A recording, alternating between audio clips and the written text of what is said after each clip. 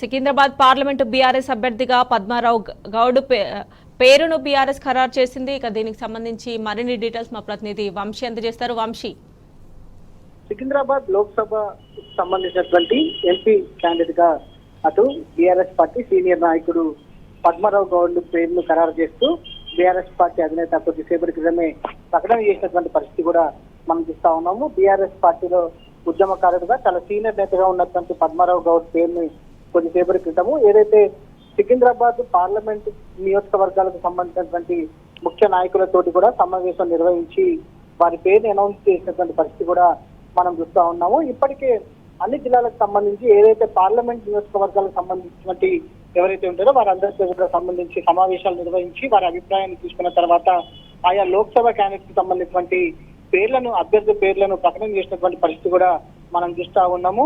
ఏదైతే ప్రస్తుతం పద్మారావు గౌడ్ ఏదైతే సికింద్రాబాద్ ఎమ్మెల్యేగా కొనసాగుతున్నటువంటి పరిస్థితి కూడా మనం చూస్తాము. ఈ సందర్భంగా వారి పేరుని ఏదైతే పార్లమెంట్ ఎన్నికలకు సంబంధించి సికింద్రాబాద్ లోక్సభకి సంబంధించినటువంటి ఏదైతే అభ్యర్థిగా ప్రకటన చేసినటువంటి పరిస్థితి కూడా మనం చూస్తా ఉన్నాము. ఈ సందర్భంగా సికింద్రాబాద్ అభివృద్ధికి ఎంతగానో కృషి చేసినటువంటి నిబద్ధత కలిగినటువంటి స్థానిక నేత గల ఏదైతే ప్రాంత ప్రజలకు సంబంధించినటువంటి బస్తి వాసులందరూ కూడా పచ్చన్నగా ఆదరాభిమానాలు పొందినటువంటి పద్మారావు గౌడ్ ని సరైన అభ్యర్థిగా సమావేశం ఏకగ్రీవంగా ఆమోదించిందని కూడా తెలిసినటువంటి పరిస్థితి కూడా మనం చూస్తా ఉన్నాము. అందరి ఏకాభిప్రాయం మేరకు సికింద్రాబాద్ ఎంపీ అభ్యర్థిగా పద్మారావు గౌడ్ ని బరిలోకి దింపాలని కూడా బీఆర్ఎస్ పార్టీ అధినేత కేసీఆర్ నిర్ణయించినటువంటి పరిస్థితి కూడా మనం చూస్తున్నాము. ఇప్పటికే ఏదైతే లోక్సభ నియోజకవర్గాలకు సంబంధించినటువంటి అన్ని లోక్సభ నియోజకవర్గాలకు సంబంధించినటువంటి నాయకులతోటి సమావేశాలు నిర్వహించి వారి అభిప్రాయం తీసుకున్న తర్వాత అభ్యర్థులను ఖరారు చేసినటువంటి పరిస్థితి కూడా మనం చూస్తా ఉన్నాము. ఈ సందర్భంగా లోక్సభ ఎన్నికల్లో ఎలా ముందుకు వెళ్ళాలి, గెలిపే లక్ష్యంగా ఎలాంటి అడుగులు వేయాలనే అంశానికి సంబంధించి కూడా అటు పార్టీ క్యాడర్ కి సంబంధించినటువంటి వారికి కావచ్చు, దాంతో పాటు ముఖ్య నాయకులకు కూడా దిశానిర్దేశం చేసినటువంటి పరిస్థితి కూడా మనం చూడొచ్చు. Right Vamshi, thanks for updates.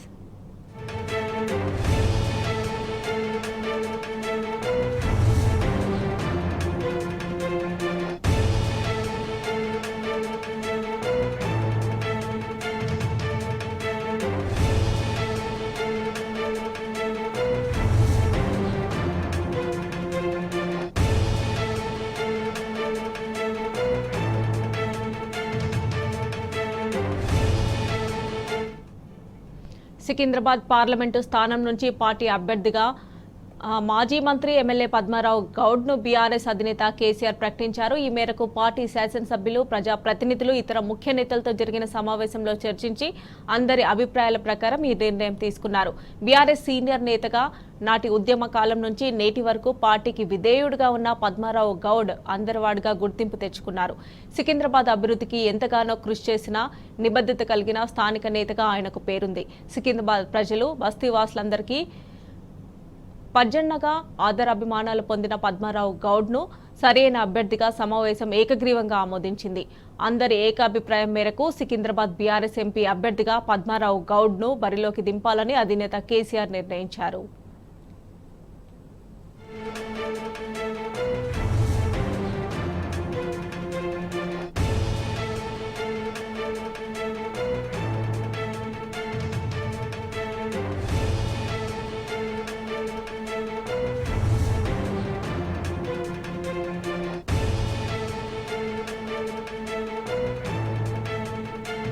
అక్కడ ఏదో పేరు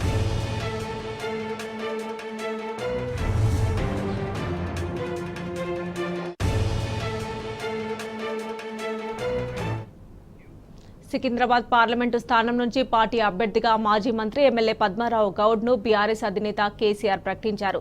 ఈ మేరకు పార్టీ శాసనసభ్యులు, ప్రజాప్రతినిధులు, ఇతర ముఖ్య నేతలతో జరిగిన సమావేశంలో చర్చించి అందరి అభిప్రాయాల ప్రకారం ఈ నిర్ణయం తీసుకున్నారు. బీఆర్ఎస్ సీనియర్ నేతగా నాటి ఉద్యమ కాలం నుంచి నేటి వరకు పార్టీకి విధేయుడిగా ఉన్న పద్మారావు గౌడ్ అందరివాడిగా గుర్తింపు తెచ్చుకున్నారు. సికింద్రాబాద్ అభివృద్ధికి ఎంతగానో కృషి చేసిన నిబద్ధత కలిగిన స్థానిక నేతగా ఆయనకు పేరుంది. సికింద్రాబాద్ ప్రజలు, బస్తీవాసులందరూ పజ్జన్నగా ఆదరాభిమానాలు పొందిన పద్మారావు గౌడ్ ను సరైన అభ్యర్థిగా సమావేశం ఏకగ్రీవంగా ఆమోదించింది. అందరి ఏకాభిప్రాయం మేరకు సికింద్రాబాద్ బీఆర్ఎస్ ఎంపీ అభ్యర్థిగా పద్మారావు గౌడ్ ను బరిలోకి దింపాలని అధినేత కేసీఆర్ నిర్ణయించారు.